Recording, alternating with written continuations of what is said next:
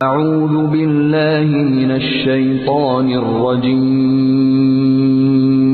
بسم اللہ الرحمن الرحیم شروع کرتا ہوں اللہ تعالیٰ کے نام سے جو بڑا مہربان نہایت رحم والا ہے۔ فیہا فاکہۃ والنخل ذات الاکمام والحب ذو العصف والریحان فبأي آلاء ربكما تكذبان خلق الإنسان من صلصال كالفخار وخلق الجان من مارج من نار جس میں میوے ہیں اور خوشے والے کھجور کے درخت ہیں اور بھس والا اناج ہے اور خوشبودار پھول ہیں۔ پس اے انسانوں اور جنوں، تم اپنے پروردگار کی کس کس نعمت کو جھٹلاؤ گے؟ اس نے انسان کو بجنے والی مٹی سے پیدا کیا جو ٹھیکری کی طرح تھی، اور جنات کو آگ کے شعلے سے پیدا کیا۔ فیہا فاکہۃ، اس زمین کو اللہ نے بہت رنگا رنگ بنایا، بہت کچھ اس میں پیدا کیا، بے شمار نعمتیں ہیں زمین میں، لیکن خاص طور پر کون سی نعمت؟ فاکہۃ، پھل۔ اور فاکہہ کس کو کہتے ہیں؟ ہر وہ چیز جس کے استعمال سے انسان کو خوشی حاصل ہو۔ کھانے کی بے شمار چیزیں ہیں، لیکن ان میں سے سب سے پہلے لذیذ چیزوں کا ذکر کیا گیا۔ فیہا فاکہۃ، اس میں پھل ہیں، والنخل، اور کھجور، پھلوں میں خاص طور پر کھجور کا ذکر، جو غذا بھی ہے، دوا بھی ہے، اس میں لذت بھی ہے، انرجی بھی ہے، قوت ہے۔ ذات الاکمام، کتنے اہتمام کے ساتھ اللہ نے کھجوروں کو پیدا کیا، غلاف والی، یعنی اس کے خوشے غلافوں کے اندر ہوتے ہیں، اکمام میں ہوتے ہیں۔ اکمام کمن کی جمع ہے، کما کا مطلب ہوتا ہے چھپانا، کمل بعیر کا مطلب ہوتا ہے اونٹنی کے منہ پہ تھوتنی چڑھانا، غلاف چڑھانا۔ تو وہ خوشہ جو کلی پہ لپٹا ہوا ہوتا ہے اس کے لیے لفظ استعمال ہوتا ہے۔ والنخل ذات الاکمام، اور کھجور کے درخت جو خوشوں میں لپٹے ہوئے ہیں، پھر جب وہ پک جاتے ہیں، تیار ہو جاتے ہیں، تو پھر وہ پھٹ کے باہر نکل آتے ہیں، پھل تیار ہو جاتا ہے تو انسان کے لیے اپنا آپ پیش کر دیتا ہے۔ اب اس میں آپ دیکھیں کہ پھلوں کا ذکر ہے، کھجوروں کا ذکر ہے، اناج کا ذکر ہے، اور پھر اس کے بعد یہ جو اناج کا ذو العصف جو ہے، اناج کا چھلکا جو ہے، اس کا بھی ساتھ ہی ذکر ہے۔ اور انسان نے اپنے لیے اس چھلکے کو اتار کر خود بیماریوں کو دعوت دی، اور اب پھر واپس پلٹ رہا ہے۔ یعنی آدمیوں کے لیے دانا اور جانوروں کے لیے چارہ۔ اصل میں لفظ اعلیٰ استعمال ہوا ہے، جسے آگے کی آیتوں میں بار بار دہرایا گیا ہے، اور ہم نے مختلف مقامات پر اس کا مفہوم مختلف الفاظ میں ادا کیا ہے۔ اس لیے آغاز میں یہ سمجھ لینا چاہیے کہ اس لفظ میں معنی کی کتنی وسعت ہے اور اس میں کیا کیا مفہومات شامل ہیں۔ اعلیٰ کے معنی اہل لغت اور اہل تفسیر نے بالعموم نعمتوں کے بیان کیے ہیں۔ تمام مترجمین نے بھی یہی اس لفظ کا ترجمہ کیا ہے، اور یہی معنی ابن عباس، قتادہ اور حسن بصری سے منقول ہیں۔ سب سے بڑی دلیل اس معنی کے صحیح ہونے کی یہ ہے کہ خود نبی صلی اللہ علیہ وسلم نے جنوں کے اس قول کو نقل فرمایا ہے کہ وہ اس آیت کو سن کر بار بار لا بشیء من نعمک ربنا نکذب کہتے تھے۔ سب سے بڑی دلیل اس معنی کے صحیح ہونے کی یہ ہے کہ خود نبی صلی اللہ علیہ وسلم نے جنوں کے اس قول کو نقل فرمایا ہے کہ وہ اس آیت کو سن کر بار بار لا بشیء من نعمک ربنا نکذب کہتے تھے۔ لہٰذا زمانہ حال کے بعد محققین کی اس رائے سے ہمیں اتفاق نہیں ہے کہ اعلیٰ نعمتوں کے معنی میں سرے سے استعمال ہی نہیں ہوتا۔ دوسرے معنی اس لفظ کے قدرت اور عجائب قدرت یا کمالات قدرت ہیں۔ ابن جریر طبری نے ابن زید کا قول نقل کیا ہے کہ فَبِأَيِّ آلَاءِ رَبِّكُمَا کے معنی ہے فَبِأَيِّ قُدْرَةِ اللَّهِ۔ ابن جریر نے خود بھی آیات 37-38 کی تفسیر میں اعلیٰ کو قدرت کے معنی میں لیا ہے۔ امام رازی نے بھی آیات 14، 15 اور 16 کی تفسیر میں لکھا ہے کہ یہ آیات بیان نعمت کے لیے نہیں بلکہ بیان قدرت کے لیے ہیں، اور آیات 22 اور 23 کی تفسیر میں وہ فرماتے ہیں یہ اللہ تعالیٰ کی عجائب قدرت کے بیان میں ہے، نہ کہ نعمتوں کے بیان میں ہے۔ اس کے تیسرے معنی ہیں خوبیاں، اوصاف حمیدہ اور کمالات و فضائل۔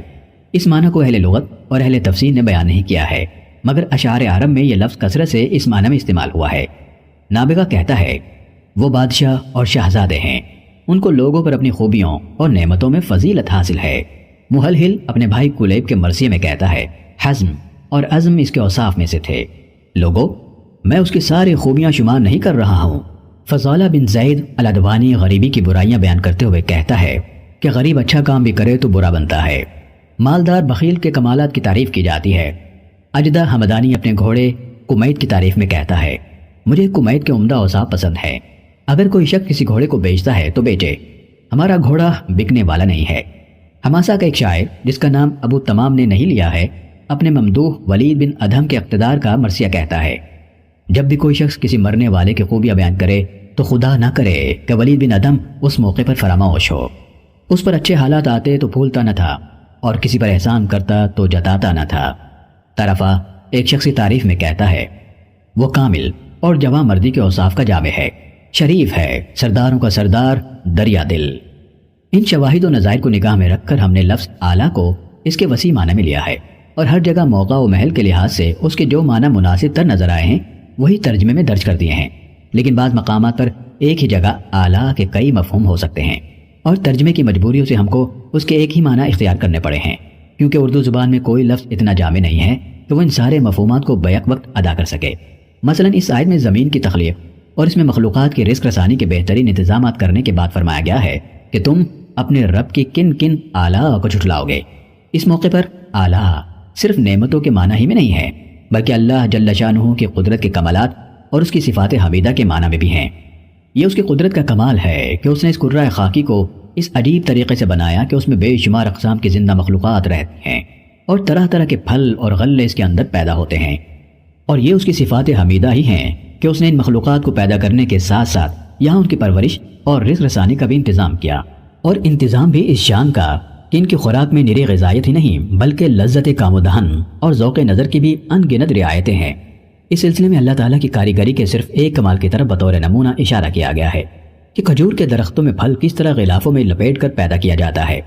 اس ایک مثال کو نگاہ میں رکھ کر ذرا دیکھیے کہ کیلے، انار، سنترے، ناریل اور دوسرے پھلوں کی پیکنگ میں آرٹ کے کیسے کیسے کمالات دکھائے گئے ہیں، اور یہ طرح طرح کے غلے اور دالیں اور حبوب جو ہم بے فکری کے ساتھ پکا پکا کر کھاتے ہیں، ان میں سے ہر ایک کو کیسی کیسی نفیس بالوں اور خوشوں کی شکل میں پیک کر کے اور نازک چھلکوں میں لپیٹ کر پیدا کیا جاتا ہے۔ آگے چل کر اسی آیت کے ضمن میں یہ بھی ذکر کیا گیا ہے کہ جھٹلانے سے مراد وہ متعدد رویے ہیں جو اللہ تعالیٰ کی نعمتوں اور اس کی قدرت کے کرشموں اور اس کی صفات حمیدہ کے معاملے میں لوگ اختیار کرتے ہیں۔ مثلاً بعض لوگ سرے سے یہی نہیں مانتے کہ ان ساری چیزوں کا خالق اللہ تعالیٰ ہے۔ ان کا خیال ہے کہ یہ سب کچھ محض مادے کے اتفاقی ہیجان کا نتیجہ ہے یا ایک حادثہ ہے جس میں کسی حکمت اور صناعی کا کوئی دخل نہیں۔ یہ کھلی کھلی تکذیب ہے۔ بعض دوسرے لوگ یہ تو تسلیم کرتے ہیں کہ ان چیزوں کا پیدا کرنے والا اللہ ہی ہے، مگر اس کے ساتھ دوسروں کو خدائی میں شریک ٹھہراتے ہیں، اس کی نعمتوں کا شکریہ دوسروں کو ادا کرتے ہیں اور اس کا رزق کھا کر دوسروں کے گن گاتے ہیں۔ یہ تکذیب کی ایک اور شکل ہے۔ ایک آدمی جب تسلیم کر لے کہ آپ نے اس پر فلاں احسان کیا ہے اور پھر اسی وقت آپ کے سامنے کسی ایسے شخص کا شکریہ ادا کرنے لگے جس نے در حقیقت اس پر وہ احسان نہیں کیا ہے، تو آپ خود کہہ دیں گے کہ اس نے بدترین احسان فراموشی کا ارتکاب کیا ہے، کیونکہ اس کی یہ حرکت اس بات کا صریح ثبوت ہے کہ وہ آپ کو نہیں بلکہ اس شخص کو اپنا محسن مان رہا ہے جس کا وہ شکریہ ادا کر رہا ہے۔ کچھ اور لوگ ہیں جو ساری چیزوں کا خالق اور تمام نعمتوں کا دینے والا اللہ ہی کو مانتے ہیں، مگر اس بات کو نہیں مانتے کہ انہیں اپنے خالق و پروردگار کے احکام کی اطاعت اور اس کی ہدایات کی پیروی کرنی چاہیے۔ یہ احسان فراموشی اور انکار نعمت کی ایک اور صورت ہے، کیونکہ جو شخص یہ حرکت کرتا ہے وہ نعمت کو ماننے کے باوجود نعمت دینے والے کے حق کو جھٹلاتا ہے۔ کچھ اور لوگ زبان سے نہ نعمت کا انکار کرتے ہیں نہ نعمت دینے والے کے حق کو جھٹلاتے ہیں، مگر عملاً ان کی زندگی اور ایک منکر و مکذب کی زندگی میں کوئی قابل ذکر فرق نہیں ہوتا۔ یہ تکذیب بالقول نہیں بلکہ تکذیب بالفعل ہے۔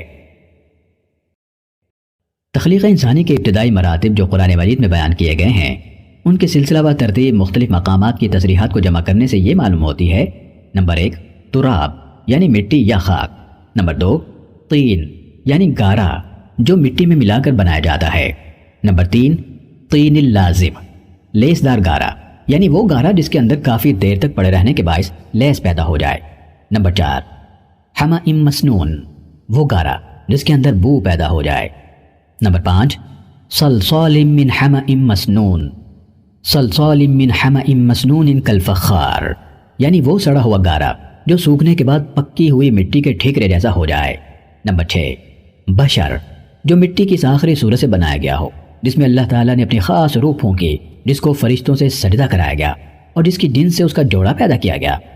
اور نمبر 7 ثم جعل نسلہ من سلالۃ من ماء مہین، پھر آگے اس کی نسل ایک حقیر پانی جیسے سد سے چلائی گئی جس کے لیے دوسرے مقامات پر نطفہ کا لفظ استعمال کیا گیا ہے۔ ان مدارج کے لیے قرآن مجید کی حسب ذیل آیات کو ترتیب بار ملاحظہ کیجیے۔ کمثل آدم خلقہ من تراب بدأ خلق الانسان من طین انا خلقناہ من طین لازب۔ چوتھا اور 5واں مرتبہ آیت زیر تفسیر میں بیان ہو چکا ہے اور اس کے بعد مراتب ان آیات میں بیان کیے گئے ہیں۔ انی خالق بشرا من طین فإذا سويته ونفخت فيه من روحي فقعوا له ساجدين خلقكم من نفس واحدة وخلق منها زوجها وبث منهما رجالا كثيرا ونساء ثم جعل نسله من سلالة من ماء مهين فإنا خلقناكم من تراب ثم من نطفة۔ اصل الفاظ ہیں من مارج من نار، نار سے مراد ایک خاص نوعیت کی آگ ہے، نہ کہ وہ آگ جو لکڑی یا کوئلہ جلانے سے پیدا ہوتی ہے، اور مارج کے معنی ہے خالص شعلہ جس میں دھواں نہ ہو۔ اس ارشاد کا مطلب یہ ہے کہ جس طرح پہلا انسان مٹی سے بنایا گیا، پھر تخلیق کے مختلف مدارج سے گزرتے ہوئے اس کے کلبد خاکی نے گوشت پوش کے زندہ بشر کی شکل اختیار کی اور آگے اس کی نسل نطفے سے چلی، اسی طرح پہلا جن خالص آگ کے شعلے یا آگ کی لپٹ سے پیدا کیا گیا اور بعد میں اس کی ذریہ سے جنوں کی نسل پیدا ہوئی۔ اس پہلے جن کی حیثیت جنوں کے معاملے میں وہی ہے جو آدم علیہ السلام کی حیثیت انسانوں کے معاملے میں ہے۔ زندہ بشر بن جانے کے بعد حضرت آدم اور ان کی نسل سے پیدا ہونے والے انسانوں کے جسم کو اس مٹی سے کوئی مناسبت باقی نہیں رہی جس سے ان کو پیدا کیا گیا تھا، اگرچہ اب بھی ہمارا جسم پورا کا پورا زمین ہی کے اجزاء سے مرکب ہے، لیکن ان اجزاء نے گوشت پوشت اور خون کی شکل اختیار کر لی ہے اور جان پڑنے کے بعد وہ تودہ خاک کی بنسبت ایک بالکل ہی مختلف چیز بن گیا ہے۔ ایسا ہی معاملہ جنوں کا بھی ہے، ان کا وجود بھی اصلاً ایک آتشی وجود ہی ہے، لیکن جس طرح ہم محض تودہ خاک نہیں ہیں اسی طرح وہ بھی محض شعلہ آتش نہیں ہیں۔ اس آیت سے 2 باتیں معلوم ہیں، ایک یہ کہ جن مجرد روح نہیں ہیں بلکہ خاص نوعیت کے مادی اجسام ہی ہیں، مگر چونکہ وہ خالص آتشی اجزاء سے مرکب ہیں اس لیے وہ خاکی اجزاء سے بنے ہوئے انسانوں کو نظر نہیں آتے۔ اسی چیز کی طرف یہ آیت اشارہ کرتی ہے کہ انہو یراکم هو وقبیلہ من حیث لا ترونہم، شیطان اور اس کا قبیلہ تم کو ایسی جگہ سے دیکھ رہا ہے جہاں تم اس کو نہیں دیکھتے۔ اسی طرح جنوں کا سریع الحرکت ہونا، ان کا بآسانی مختلف صورت اختیار کر لینا اور ان مقامات پر غیر محسوس طریقے سے نفوذ کر جانا جہاں خاکی اجزاء سے بنی ہوئی چیزیں نفوذ نہیں کر سکتی یا نفوذ کرتی ہیں تو ان کا نفوذ محسوس ہو جاتا ہے، یہ سب امور بھی اسی وجہ سے ممکن اور قابل فہم ہے کہ وہ فی الاصل آتشی مخلوق ہیں۔ دوسری بات اس سے یہ معلوم ہوئی کہ جن نہ صرف یہ کہ انسانوں سے بالکل الگ نوعیت کے مخلوق ہیں بلکہ ان کا مادہ تخلیق ہی انسان، حیوان، نباتات اور جمادات سے قطعی مختلف ہے۔ یہ آیت صریح الفاظ میں ان لوگوں کے خیال کی غلطی ثابت کر رہی ہے جو جنوں کو انسانوں ہی کے ایک قسم قرار دے دیتے ہیں۔ وہ اس کی تعویل یہ کرتے ہیں کہ مٹی سے انسان کو اور آگ سے جن کو پیدا کرنے کا مطلب دراصل 2 قسم کے لوگوں کی مزاجی کیفیت کا فرق بیان کرنا ہے۔ ایک قسم کے انسان منکسر المزاج ہوتے ہیں اور وہی سچے معنوں میں انسان ہے، اور دوسری قسم کے انسان آتش کے پرکالے اور شعلہ مزاج ہوتے ہیں جنہیں آدمی کے بجائے شیطان کہنا زیادہ صحیح ہوتا ہے، لیکن یہ قرآن کی تفسیر نہیں بلکہ تحریف ہے۔ اوپر حاشیہ نمبر 14 میں ہم نے تفصیل کے ساتھ یہ دکھایا ہے کہ قرآن مجید مٹی سے انسان کے پیدا کیے جانے کا مطلب کتنی وضاحت کے ساتھ خود بیان کرتا ہے۔ کیا ان ساری تفصیلات کو پڑھ کر کوئی معقول آدمی یہ معنی لے سکتا ہے کہ ان ساری باتوں کا مقصد محض اچھے انسانوں کے منکسر المزاج ہونے کی تعریف بیان کرنا ہے؟ پھر آخر یہ بات کسی صحیح العقل آدمی کے ذہن میں کیسے آ سکتی ہے کہ انسان کی تخلیق سڑی ہوئی مٹی کے سوکھے گارے سے کرنے اور جن کی تخلیق خالص آگ کے شعلے سے کرنے کا مطلب ایک ہی نوع انسانی کے 2 مختلف المزاج افراد یا گروہوں کی جداگانہ اخلاقی خصوصیات کا فرق ہے؟ مزید تشریح کے لیے ملاحظہ کیجیے تفہیم القرآن جلد 5 تفسیر سورہ زاریات حاشیہ 53۔ فَبِأَيِّ آلَاءِ رَبِّكُمَا تُكَذِّبَانِ رَبُّ الْمَشْرِقَيْنِ وَرَبُّ الْمَغْرِبَيْنِ فَبِأَيِّ آلَاءِ رَبِّكُمَا تُكَذِّبَانِ مَرَجَ الْبَحْرَيْنِ يَلْتَقِيَانِ بَيْنَهُمَا بَرْزَخٌ لَا يَبْغِيَانِ۔ پس تم اپنے رب کی کس کس نعمت کو جھٹلاؤ گے؟ وہ رب ہے دونوں مشرقوں اور دونوں مغربوں کا۔ تو اے جنوں اور انسانوں، تم اپنے رب کی کس کس نعمت کو جھٹلاؤ گے؟ اس نے 2 دریا جاری کر دیے جو ایک دوسرے سے مل جاتے ہیں، ان دونوں میں سے ایک آڑ ہے کہ اس سے بڑھ نہیں سکتے۔ یہاں موقع کی مناسبت سے اعلیٰ کے معنی عجائب قدرت زیادہ موضوع ہیں، لیکن اس میں نعمت کا پہلو بھی موجود ہے۔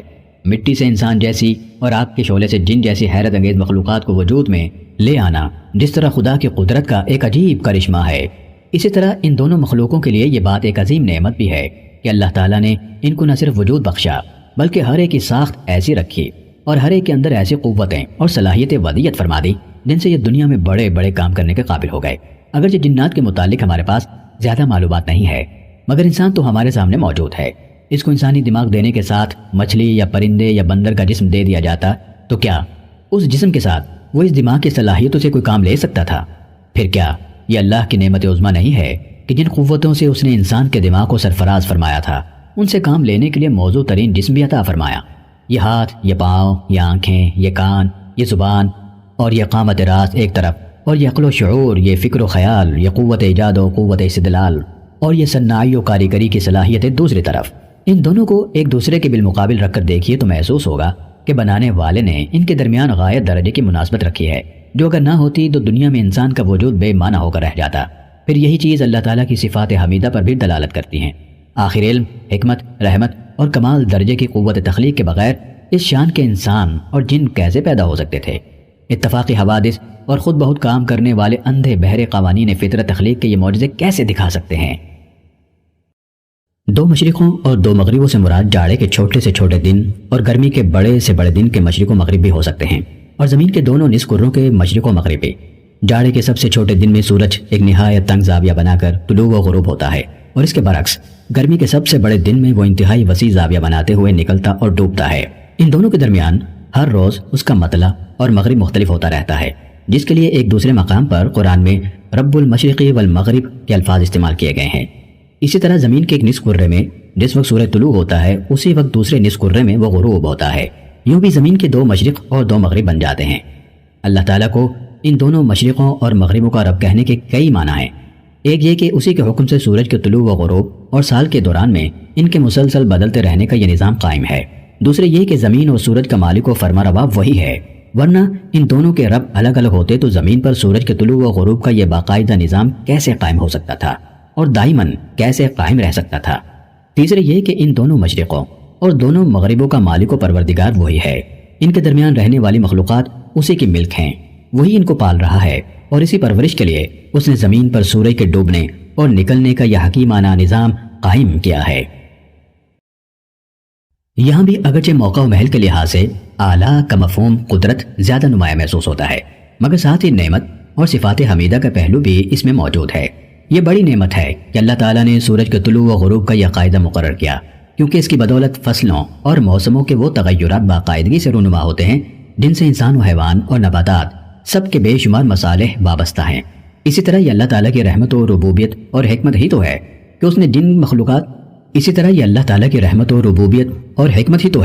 اس نے جن مخلوقات کو زمین پر پیدا کیا تھا ان کی ضرورتوں کو ملحوظ رکھ کر اپنی قدرت سے یہ انتظامات کر دیے۔ اس نے چھوڑ دیا 2 سمندروں کو، دونوں باہم ملتے ہیں۔ مرج کا مطلب مخلوط کرنا، ملا جلا دینا بھی ہوتا ہے اور چلانا بھی ہوتا ہے۔ تو مرج البحرین، کیسے سمندر چلتے ہیں؟ اب دیکھیں کہ برف برستی ہے اور برف جم جاتی ہے، پھر گرمی ہوتی ہے، پھر وہ پگھلتی ہے، اور وہ ایک علاقے سے پانی نکلتا نکلتا ندی نالوں کی شکل میں پھر دریا بنتے، پھر آگے جا کے سمندر میں گر جاتا ہے، پھر ایک دوسری جگہ سے آتا ہے۔ تو آغاز ان کا کہاں سے ہوتا ہے؟ الگ الگ ہوتا ہے نا۔ ایک طرف سے ایک پانی کے رو آ رہی ہے، دوسری طرف سے دوسری آ رہی، پھر ایک جگہ آتی ہے جہاں دونوں مرج ہو جاتے۔ کن دونوں کے درمیان پردہ ہے، وہ آگے نہیں بڑھتے۔ کون ہے جس نے پردہ حائل کر دیا؟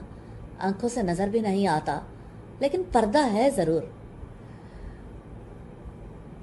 دریا کا میٹھا پانی نمکین سمندر میں گرتا ہے، پھر دونوں قسم کے پانی ایک دوسرے کے ساتھ مل جاتے ہیں۔ جیسے آپ شکنجبین بناتے ہیں، چینی اور نمک وہاں مل جاتے ہیں، مگر اللہ تعالیٰ نے ان دونوں کے درمیان زمین کو ایک رکاوٹ بنا رکھا ہے۔ ایک پانی دوسرے پانی پر سرکشی نہیں کرتا، یوں دونوں کے فائدے حاصل ہوتے ہیں۔ لوگ میٹھے پانی کو پیتے ہیں، اپنے باغات اور کھیتی باڑی کھیتیوں کو سیراب کرتے ہیں. کھاری پانی فضا کو پاک صاف کرتا ہے. Can you imagine? کھارے پانی کا کتنا بڑا فائدہ ہے. اس میں ویل مچھلیاں موتی اور گھونگے پیدا ہوتے ہیں اور یہ کشتیوں اور دیگر بحری سواریوں کے لیے مستقر اور مسخر ہوتا ہے.